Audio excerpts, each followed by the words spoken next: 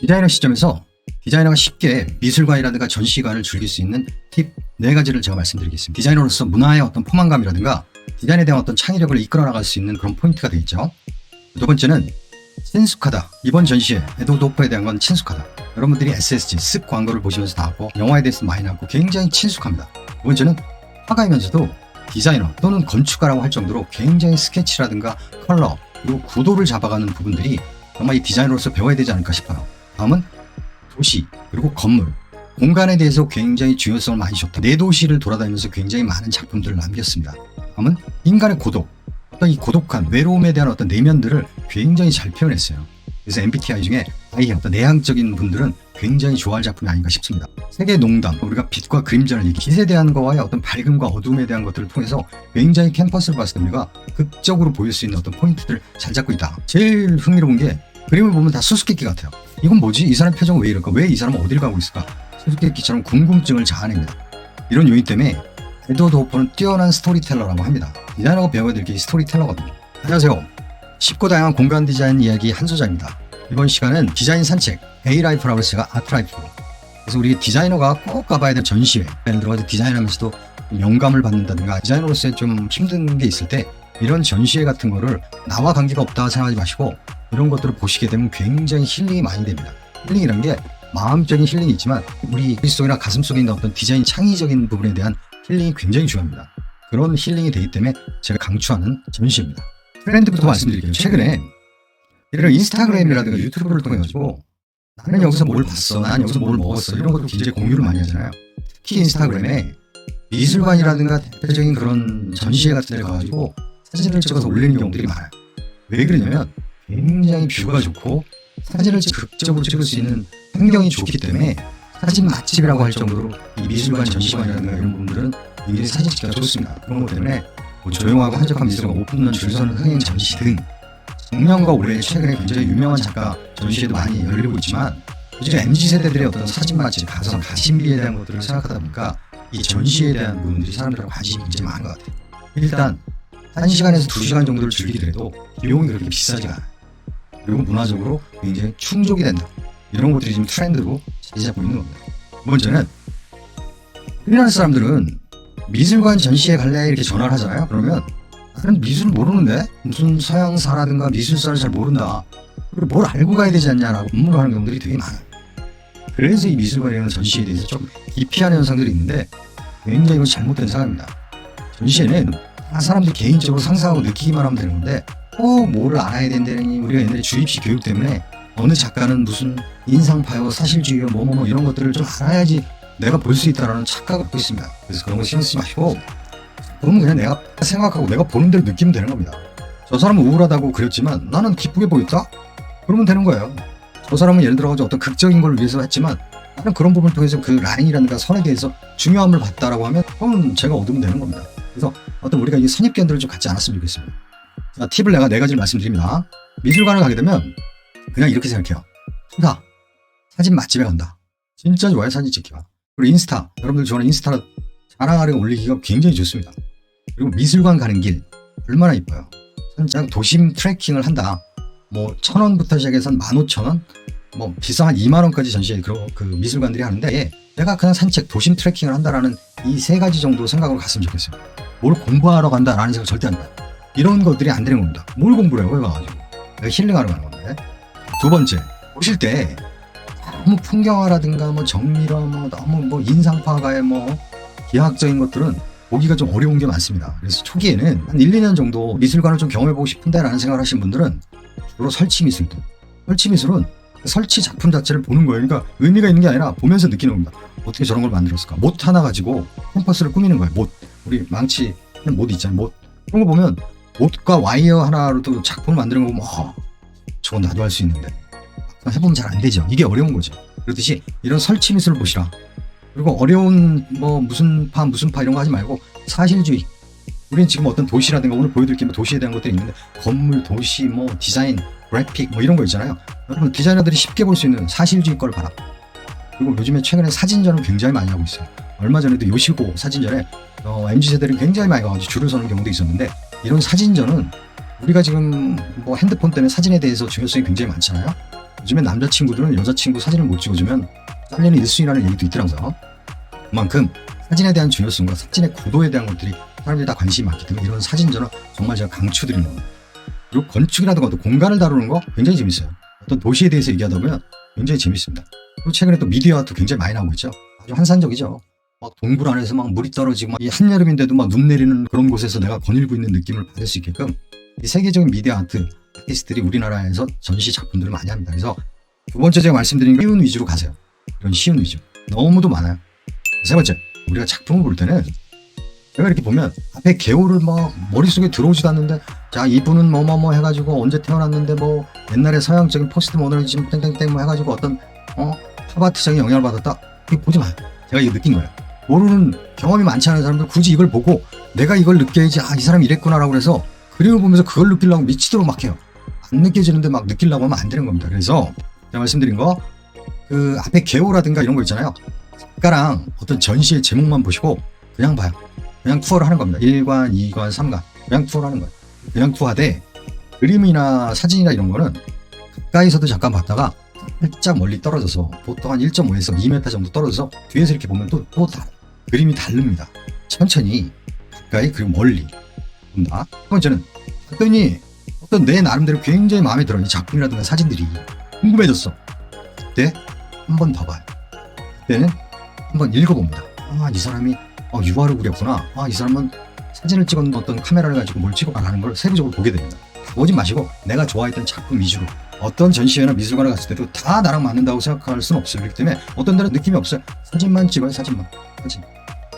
그래서 세 번째 이런 느낌으로 여러분들이 보면서 내가 미술과 사진과 아트와 친해지는 방법을 경험해보는 게 굉장히 좋다고 생각합니다. 그리고 제일 중요한 거 작가의 생각보다 작가가 그린 생각들은 다양해요. 그리고 이 아트를 하는 작가들은 살짝 좀 또라이 기질이 좀 많은 거 아시잖아요. 그렇기 때문에 그런 또라이 기질들이 있기 때문에 우리 일반인들은 그 사람의 상상력을 따라갈 수 없습니다. 그래서 그 사람이 생각하는 것들을 우리가 똑같이 어떤 싱크로를 한다? 절대 그러면 안 돼요. 대신에 보시고 정말 아트적인 부분들이 뛰어난 거잖아요. 일반인보다. 그렇기 때문에 내가 자유롭게 상상하는 거예요. 그걸 보고. 근데 내가 이 그림을 보면서도 이런 나의 상상력과 내가 예를 들어 내가 지금 하고 있는 디자인이라든가 이런 부분에도 이런 상상력을 발휘할 수 있겠다라는 그냥 나의 상상력이 중요한 거예요. 그래서 작가의 상상, 작가의 생각을 너무 여러분들이 알려고 하고 막 그렇게 하지 마요. 그리고 그걸 갖고 그 사람의 작품을 봤는데 굉장히 뭐 어떻게 됐더니 모더니즘하고 이런 다 필요 없어요. 이런 게 내 마음속 깊이 가슴에서 느껴질 수 있게 막 하기 위해서는 나의 상상력이 거기에 딱 맞춰서 들어가야 된다는 겁니다. 그래서 이 네 번째 주의하시고 여러분들 보시면 됩니다. 그렇게 했을 때 디자인 하시는 분들은 항상 우리 창의력, 크리에이티브 이런 거 막 갈고 하잖아요. 그렇기 때문에 이렇게 미술관 전시회를 딱 보고 나오면 우리 도서관 가서 굉장히 늦게까지 열심히 하고 나올 때 보면 기분 되게 좋잖아요. 그런 거 마찬가지로 문화적으로 굉장히 포만감이 듭니다. 배가 부른 게 아니라 가슴이 불러요. 가슴. 그리고 어떤 창의적인 디자인 한쪽에서 이런 상상력을 냈네, 아이디어를 냈네. 이거를 제가 저희 디자인하는 쪽에 녹여낼 수 있는 겁니다. 조금이라도 상상력을. 그리고 여러분들이 이제 맛집 투어만 하지 마시고 이런 멋집 투어, 그러니까 사진 찍으면서 이런 멋집 투어를 디자인하는 멋집 투어를 하자, 이렇게 말씀드릴 수 있을 것 같아요. 물론 지금 제가 디자이너 입장에서의 설명이기 때문에 작품에 대해서 세부적으로 말씀드리지는 않을 거예요. 제가 또 그런 거를 세부적으로 한다는 것 자체가 맞지도 않고 디자이너 입장에서 말씀드린 거니까 그건 여러분 양해해 주시기 바랍니다. 서울시립미술관, 서울시청 옆에 있는 덕수궁 돌담길을 지나서 나오는 게 서울시립미술관입니다. 그러니까 SM, 소마. 그래서 지금 4월부터 열리고 있는데 지금 6월 중순까지만 해도 엄청나게 줄수록 매진이었어요. 근데 제가 저번 주에 다녀왔는데 지금부터는 조금 여유가 있는 것 같아요. 그래서 지금이 에드워드 호퍼를 볼 수 있는 가장 적기다. 줄서지 않고 들어갈 수도 있고 물론 예매를 해야 돼요. 8월 20일에 합니다. 관람비는 17,000원 정도. 이 정도는 제가 봤을 땐 최초로 열리고 이 전체 3개층을 다 쓰는 270점이 있기 때문에 이건 굉장히 저렴하다고 저는 봅니다. 미술관 가는 길이 너무 이뻐요. 덕수궁 돌담길을 지나다 보면 이 시립미술관이 나오는데 이 시립미술관의 정원이 굉장히 이쁩니다. 여러분들 꼭 경험해 보시고 무엇보다도 이 시립미술관의 건물은 보셔야 돼요. 근대와 현대를 서로가 콜라보해 놓은 아주 멋진 작품입니다. 그래서 지금 등록문화재로 지정이 돼 있어요. 옛날에 1928년에 여기가 경성재판소로 썼대요. 경성재판소. 이제 법원으로 쓰다가 서초동에 대법원이 생겼잖아요. 90년도 말에. 그래서 서초동으로 이사 가면서 여기를 리노베이션하고 2002년부터 시립미술관으로 쓰게 된 겁니다. 요 앞은 그대로 옛날 거를 그대로 간직한 르네상스식의 옛 건물을 그대로 간직했고 이 뒷부분에 있는 부분만 리노베이션한 거예요. 르네상스 작품의 대표적인 건 이렇게 비례가 똑같이 좌우측의 비례를 굉장히 강조하는 게 르네상스 작품들이잖아요. 그래서 이거 보시면 사진 찍기도 너무 좋고 기본적으로 보면 너무나 기분이 좋아요. 그래서 이 건물 꼭 잘 보시기 바랍니다. 에드워드 호퍼, 미국 작가예요. 1982년에 태어나가지고 뉴욕에서만 60년 정도를 지내면서 뉴욕의 어떤 거리와 이런 것들을 굉장히 많이 찍었습니다. 이분의 수식어는 미국의 천재 사실주의 화가다. 사실주의. 사실주의는 있는 그대로 그리는 걸 우리가 사실주의자라고 하죠. 이런 사실주의는 쉽거든요. 우리가 일상에서 보는 걸 그대로 그리기 때문에. 두 번째 수식어는 예술가들이 좋아하는, 영화하는 사람, 음악하는 사람, 디자인하는 사람들이 예술가들이 좋아하는 예술가예요. 이 사람의 어떤 작품을 보고 굉장히 좀 다양한 상상력을 나오게 됐다라고 얘기하는 예술가들이 많습니다. 이 두 가지로 대표하는 겁니다. 나머지 것들은 여러분들이 이렇게 쭉 보고 사실주의 정도만 하시면 돼요. 너무 복잡하게 이런 거 다 보실 필요 없습니다. 전시장을 가보시면 제가 말씀드렸지만 지금이 적기라고 그랬죠. 사람들이 그나마 지금 없는 겁니다. 제가 1시 반 정도 이렇게 갔을 때 이렇게 보니까 사람들이 지금 없지만 그래도 매매를 해야 된다. 전시장 가보시면 그 분위기나 이런 부분들은 사람들의 어떤 관심, 특히 젊은 친구들이 굉장히 많습니다. 요즘에 저는 그런 MZ세대를 보면 참 기분이 좋아요. 이 미술에 대한 것도 어렸을 때부터 자꾸 봐야지 사람들이 친해지고 좋아지는데. 자, 첫 번째 특성에 대해서 말씀드릴게요. 친숙하다. 광고, 영화. 에드워드 호퍼는 우리가 16년 정도의 신세계가 롯데한테 밀리다 보니까 수요핑을 SSG에 가서 쓱이라고 바꿨죠. 그래서 공유지 나와가지고 광고가 굉장히 썼고 지금도 패러디가 많이 나오고 있는데 이 에드워드 호퍼의 기찻길역 호텔 이 그림을 그대로 패러디해가지고 만든 겁니다. 그래서 이렇게 시리즈로 굉장히 많이 나왔죠. 보시면 굉장히 색감이라든가 이런 것들은 굉장히 세련되고 고급스럽지만 그림에서 느껴지는 것들은 굉장히 또 고독하면서 조금 침울하기도 하고 이런 두 가지 이방인점들이 있는 겁니다. 그래서 그림을 볼 때 색깔들이 여러 가지가 느껴지는 거죠. 그리고 셜리에 관한 모든 것이라는 영화가 2013년에 나왔던 영화인데 여기에는 아예 에드워드 호퍼의 13개 작품을 그대로 재현해가지고 그걸 영화화시킨 겁니다. 이런 것들이 대표적인 거죠. 밤을 지새운 사람들이 이게 지금 원작이에요. 그거를 지금 포스터에 그대로 냈잖아요. 근데 이 포스터에서만 있는 게 아니라 영화 자체 애니메이션 영화인데 거기에 그대로 세트로 녹여낸 겁니다. 히치콕 아시죠? 히치콕 스릴러 영화로 유명한 사이코라는 영화에도 빅토리안 하우스를 에드워드 호퍼의 철길 옆에 집을 그대로 또 모티브를 갖고 영화 감독도 이 사람의 작품을 그대로 이렇게 구현을 한 그러니까 예술가가 좋아하는 예술이라는 게 이런 거라고 보시면 될 것 같아요. 자, 그래서 쉽다. 그래서 제가 추천한다. 두 번째 추천 이유는 화가이지만 디자이너와 건축가인 것 같은 느낌까지 있습니다. 이분은 그림을 그리는다든가 이런 때 이런 밑 스케치를 다 해요. 저희도 디자이너도 항상 그러잖아요. 처음에 스케치를 하고 그 다음에 도안을 그리고 이분의 그림을 보면 진짜 디자이너, 건축, 인테리어 뭐 어떤 디자이너들이 다 할 수 있는 것들을 표현력이라든가 이런 글씨, 스케치법이라든가 이런 것들이 굉장합니다. 초기에는 처음에 화가를 못하고 돈 때문에 사파라든가 판화를 그렸어요. 이 잡지의 어떤 표지예요. 이런 부분도 1915년 이때 만든 굉장히 고급스러워요. 색감이나 이런 것들. 그리고 이런 여기에 쓰시는 구도라든가 색감 보시면 아시죠? 이게 지금 거의 뭐 1920년대 작품들인데 색깔이라든가 이런 것들이 굉장히 고급스럽습니다. 이런 구도. 과연 이 건물의 앞에 파사드 부분들을 그림을 그리면서도 이 왼쪽에 여백을 남기면서 녹색과 어떤 아무것도 없는 적막한 상점의 파사드를 그리면서 또 이 뭐 파는 데일까 하면서 상상력을 불어넣게 되죠. 그리고 이런 계단들을 그 위에서 내려가는 계단들을 그리면서도 그런 구도라든가 이런 건 굉장히 좋아요. 특히 비스트로 또는 와인가게가 있습니다. 어떤 와인가게 앞에서 이렇게 두 분이 이렇게 뭔가를 마시고 있잖아요. 근데 이게 극단적으로 우리가 그림을 그릴 때 건물에 대해서 투시도라든가 이런 그림을 그릴 때도 한쪽으로 이렇게 치우쳐서 그리게 되면 굉장히 극적으로 좀 보입니다. 그러면서 한 브릿지가 연결이 되면서 또 나무들은 바람에 또 이렇게 휘날리고 있는 이런 라인들이나 이런 부분들이 굉장히 저희들이 배워야 되는 구도나 색감이 아닌가라는 생각이 듭니다. 뭐 도심을 그린 거에도 마찬가지죠. 이런 라인들 보세요. 맨하튼 다리를 그린 것도 보통의 이런 다리는 요거에 대만 집중을 하고 있지만 한쪽에서는 배에 기둥이라든가 이런 걸 좀 조금 살짝은 경사지게 해서 양쪽에서의 어떤 사선과 곡선이 서로가 극단적으로 서로가 대칭되게끔 만들어주는 현상들을 보여주고 있는 겁니다. 자, 세 번째 이유. 도시와 건물 공간. 그러니까 쉽게 경험할 수 있는 이런 모티브를 그렸다라고 보시면 될 것 같아요. 이 4개 지역을 다니면서 그렸다고 그랬죠?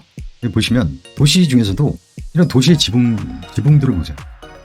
이런 구도나 이런 것들은 굉장하거든요. 색감. 특히 이런 색깔 자체가 좀 오묘한 브라운에 오렌지 계열 그리고 청록을 좀 많이 써요. 근데 색에 대한 것들이 굉장히 조화가 잘 되게 많은 색을 안 쓰지만 3-4가지 색을 굉장히 밸런스가 잘 맞춰진 상태에서 매칭이 잘 되게끔 만들어주는 겁니다. 황홀의 집 같은 경우도 보면 이렇게 건물을 그리잖아요. 건물 중에서도 뒤에는 또 나무가 있지만 거기 한두 명이 뭔가를 하는 듯한 느낌들이 보면 우리가 어떤 건물의 투시도를 보는 듯한 느낌을 보여주고 있는 겁니다. 제가 이 본 그림 중에서 굉장히 좋아했던 그림입니다. 이른 일요일 아침이래요. 또 없죠. 에드워드 호퍼는 이런 그림들을 많이 그려요. 다른 작가들은 거리를 그린다, 도심을 그린다 하면 사람들이 굉장히 왔다 갔다 하는 것들이 있지만 이분의 작품에는 사람이 있어봐야 한 명, 두 명, 하나에 세네 명이에요. 여기는 아예 없죠. 일요일 아침인데 여기는 1920년대 미국 뉴욕이 근대화가 많이 돼가지고 막 이 뒤에 있는 건물이 철거되고 있는 걸 뭐 보여주고 있으면서 건물의 어떤 행이라든가 이런 것들이 정렬이 잘 된 상태에서 우리가 이런 걸 보존해야 된다라는 걸 뭐 얘기를 했다 뭐 등등 얘기들이 있지만 이런 색감이라든가 굉장히 뛰어나다는 걸 볼 수 있습니다. 그리고 아파트의 건물들 이런 것도 그렇고 이건 말씀드렸죠. 자, 네 번째 인간의 고독. A형 내향적인 사람들이 좋아하는 것 같다라는 거. 호퍼 자체도 키가 198m예요. 그래서 별명이 메뚜기였대요. 성격이 굉장히 내향적이라 자기 와이프인 조세핀 외에는 별로 이렇게 교류를 많이 안 했다고 합니다. 성격은 굉장히 좀 안 좋았다고 그래요. 그래서 좋은 사람이 있겠습니다. 화가 중에. 그래서 이렇게 작품들을 보면 밤의 그림자라고 손자 어디론가 막 가고 있죠. 그리고 이렇게 고독한 표정이 우리가 그림을 그릴 때 밝고 환하고 이런 거는 쉽대요. 근데 이게 뭔가 무언에 뭔가 고독한 거를 그리는 게 사실 화가 입장에서 제일 어렵다고 합니다. 근데 주로 에드워드 호퍼는 이런 표정. 자동 판매식 식당이에요. 근데 혼자서 뭔가 이게 맛있게 먹는 건가 어떤 건가 이게 좀 궁금증을 자아내는 그래서 좀 외로운 표현들을 좀 많이 했다. 작품 중에 사람이 제일 많이 나오는 푸른 저녁이라는 작품입니다.